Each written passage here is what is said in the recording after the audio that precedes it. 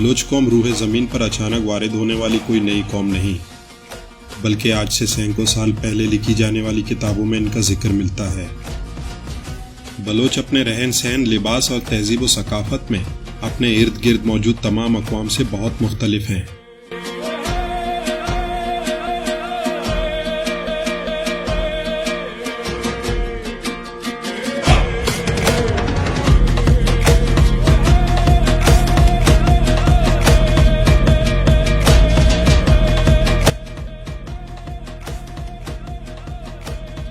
1873 میں رولنسن اپنی کتاب میں لکھتے ہیں کہ لفظ بلوچ ایک بیبیلونین یعنی بابلی بادشاہ کا نام تھا۔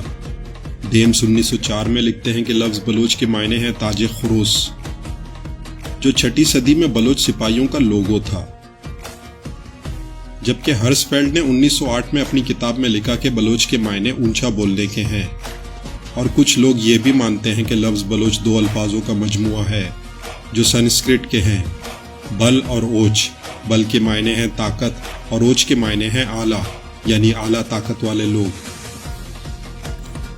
10ویں صدی میں فارسی ادب کے مایہ ناز شاعر ابو القاسم فردوسی نے بھی اس بات کی تصدیق کی ہے کہ تاج خروس بلوچ سپاہیوں کا قومی لوگو تھا۔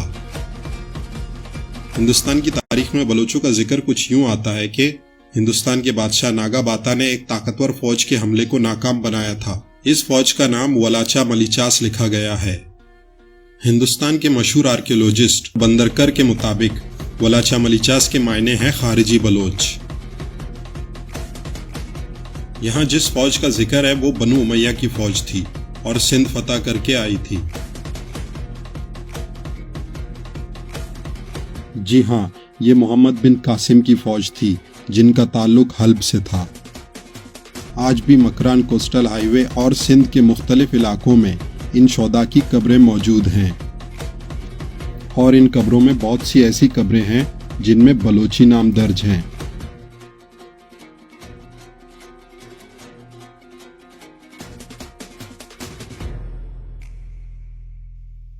زیادہ تر یہ کہا جاتا ہے کہ بلوچ قوم کا تعلق حلب سے ہے، جو کہ شام میں ہے، اور یہ عربوں کی اولاد میں سے ہیں۔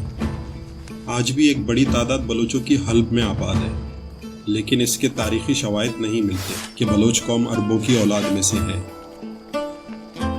اور نہ ہی بلوچوں کی روایات، تہذیب و ثقافت اور زبان عربوں سے مشابہت رکھتے ہیں۔ لیکن اس بات کے شواہد ملتے ہیں کہ بلوچ قوم کا تعلق کیسپین سی یعنی بحر گیلان کے مشرقی اور جنوب مشرقی علاقے سے ہے۔ دنیا ادب کی سب سے بڑی اور سب سے مشہور کتابوں میں سے ایک کتاب شاہنامہ فردوسی ہے۔ 10ویں صدی میں لکھی جانے والی اس کتاب میں بلوچ قوم کا ذکر ہے۔ اس کتاب کو بک آف کنگز یعنی بادشاہوں کی کتاب کہا جاتا ہے۔ اس کتاب میں لکھا ہے کہ بلوچوں کا تعلق ایران کے شمالی علاقے سے ہے۔ تہران بھی ایران کے شمال میں اور کیسپین سی کے جنوب مشرق میں ہے۔ ایران کا سب سے اونچا پہاڑ بھی تہران میں ہے، جس کا نام کوہ البرز ہے۔ بلوچی میں برز کے معنی ہیں اونچا، جبکہ لفظ برز فارسی میں موجود نہیں۔ فارسی میں اونچی چیز کے لیے لفظ بلند استعمال ہوتا ہے۔ 7ویں صدی میں جب عربوں نے ایران میں اپنی حکومت قائم کی تو انہوں نے لفظ برز کے ساتھ ال کا بھی اضافہ کر دیا۔ اس کے علاوہ ایران میں ایک بہت بڑا صحرا ہے جسے دشت لٹ کہا جاتا ہے۔ لفظ لٹ بھی فارسی ڈکشنری میں موجود نہیں، اور بلوچی میں لٹ کا مطلب ہے بہت بڑا۔ ایران کے شمال میں ایک جنگل بھی پایا جاتا ہے جس کا نام ہے تسکستان۔ اس جنگل میں ایک خاص قسم کا درخت پایا جاتا ہے جو نوکیلے کانٹوں سے بھرا ہوتا ہے۔ اس درخت کا نام تسک ہے، لیکن لفظ تسک بھی فارسی زبان میں نہیں ملتا، جبکہ بلوچی میں تسک کا مطلب ہے نوکیلا۔ اسی طرح الونڈ نامی ایک پہاڑ بھی ایران میں موجود ہے، اور اس پہاڑ کے بڑے بڑے ٹکڑے یا حصے ہیں۔ ان ٹکڑوں یا حصوں کو آپ ان تصاویر میں واضح طور پر دیکھ سکتے ہیں۔ بلوچی میں ونڈ حصے کو کہتے ہیں، جبکہ یہ لفظ ایران کی کسی دوسری زبان میں موجود نہیں۔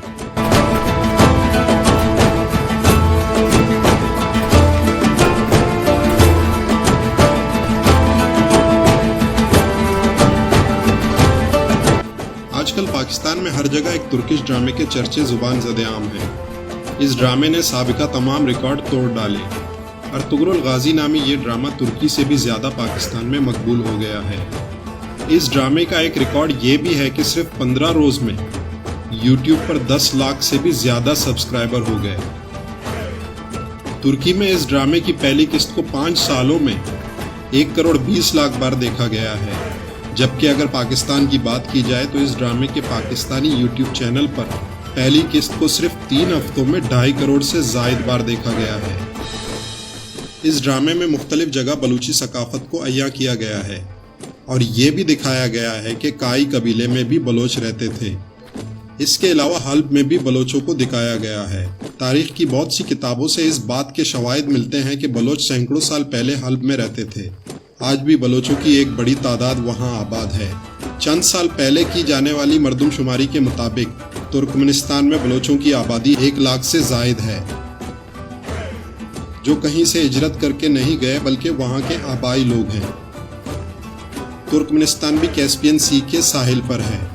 वाज़े रहे कि कैस्पियन सी एक समंदर नहीं बल्कि दुनिया का सबसे बड़ा झील है।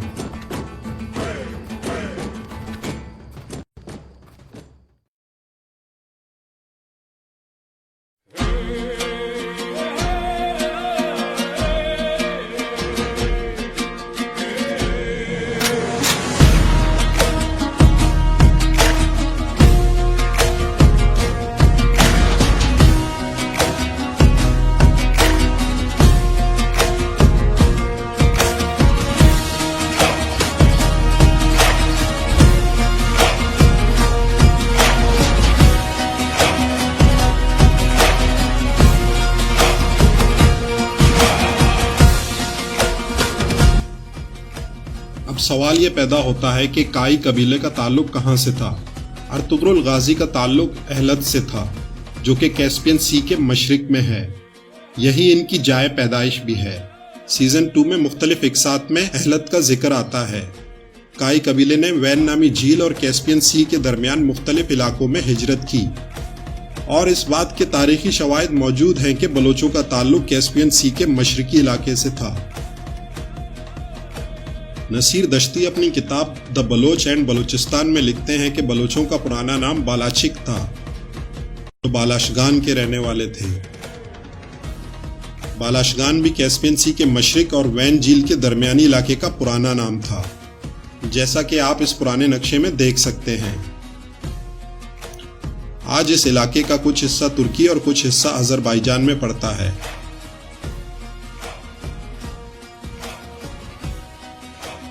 यानी अर्तगल कबीले का जिस खित्ते से ताल्लुक था उसका पुराना नाम बालाशगान था।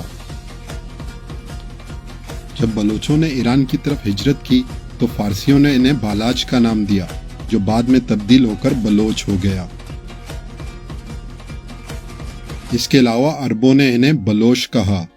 आज भी अरब इन्हें अल बलूशी कहते हैं। आज भी बलोचों में बालाच नाम बहुत आम है। इसके अलावा बलोच कौम में बालाचकी या बालाचिक लफ्ज आज भी बलोच कौम के लिए इस्तेमाल होता है।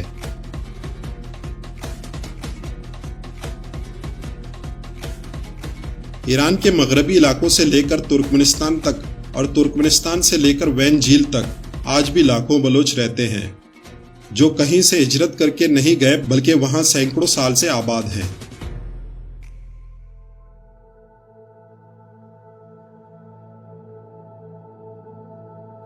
ईरान की कदीम सल्तनत दुनिया में सुपर पावर का दर्जा रखती थी। ईरानी तारीख के 8 बड़े सल्तनतों में से एक सल्तनत का नाम पैरथियन एम्पायर है, जिसे फारसी में अशकानियन यानी अशकानियों की सल्तनत के नाम से जाना जाता है, जो 250 कबल मसीह के दौर में कायम थी। बहुत कदीम होने की वजह से इस सल्तनत के बारे में बहुत कम मालूमात मैसर हैं। बलोची लिबास में अगर हम सबसे मुनफरिद जुज़ की बात करें तो वो 3 हैं। एक बलोची शलवार, दूसरा पंदोल और तीसरा बलोची चवट। अगर हम अशकानी सल्तनत के आसार कदीमा को देखें तो हमें ये तीनों चीजें वाज़े नजर आती हैं। हम ये जानते हैं कि मुजस्समे आम लोगों का नहीं बल्कि शाही खानदान के अफराद का बनाया जाता था। अगर आप इस मुजस्समे को देखें तो पंदोल वाज़े तौर पर देखा जा सकता है।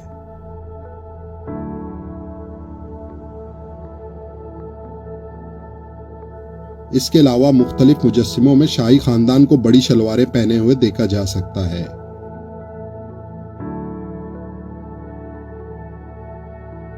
ये शामी नाम का मुजस्समा है। जिसे ईरान के कौमी अजायब घर में रखा गया है। ईरान में ये बहस काफी अरसे से चली आ रही है कि अशकानी सल्तनत बलोचों की थी या नहीं, लेकिन एक बात वाज़ेह है कि अशकानियों के लिबास से करीब तरीन मुशाबियत बलोचों के लिबास की है। एक और दिलचस्प बात यह है कि अशकानी नाम से मिलता जुलता लफ्ज आस्कानी नामी कबीला आज भी बलोचों में है। पार्थियन एम्पायर यानी अशकानियन के बाद ईरान में एक और बादशाह गुजरे जिनका नाम बालाच था। मशरिक और मगरिब में लिखी जाने वाली मुख्तलिफ तारीख की किताबों से ये बात साबित है कि बलोच सिपाहियों के हेलमेट पे ताजे खरूस का निशान होता था। ये ईरान के बादशाह बालाच के जमाने का एक सिक्का है जिस पे बालाच की तस्वीर बनी हुई है। अगर हम गौर से देखें तो बादशाह के ताज पर ताजे खरूस का निशान देखा जा सकता है। हम जानते हैं कि अरबी जुबान में चे ना होने की वजह से चे की जगह शीन का इस्तेमाल होता है। जब अरबों ने ईरान की तारीख लिखी तो उन्होंने बालाच की जगह बालाश लिखा।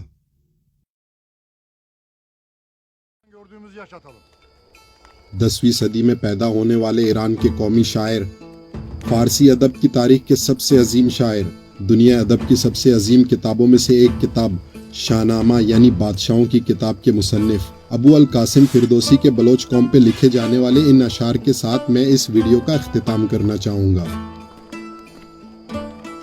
सिपाहिश ज़गरदान कूच व बलूच, सगालिद जंग व बर आवर्द खूच, कसे दर जहान पुश्त शान नदीद, बरहने यक अंगुश्त शान नदीद।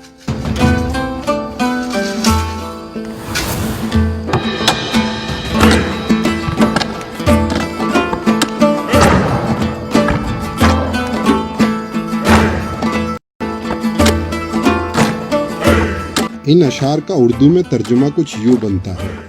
हर आन दुश्मन से लड़ने को मरने को रहती थी तैयार, वो दिलेर फौजे बलोच जिसका खाली जाता था न कोई वार, बेबाक इतनी के अदू न देख सके कभी इसकी पुश्त, पुरहिजाब ऐसी कि आती न थी नजर एक भी अंगुश्त।